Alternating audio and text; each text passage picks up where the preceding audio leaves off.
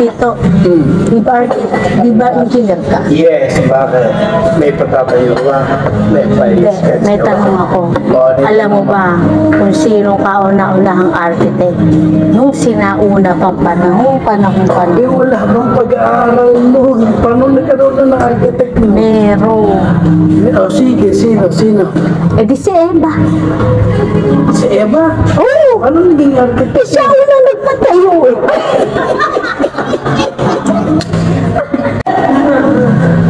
Baka naman doy, meron ka pa dyan. May bala ka pa dyan. O sige, meron pa. Ano yan?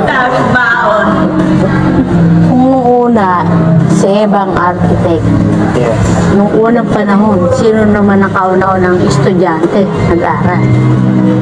Estudyante, unang panahon. Oo, unang panahon pa. Abi, wala pong eskwela, wala pong pag-aaral noon. Ayun na. Meron. O sige, kung meron, sino? Jadi si Ada. Si Eda, paano? Nag-aaral ba si Eda? Paano mo nasabi una estudyante? Jadi siya kauna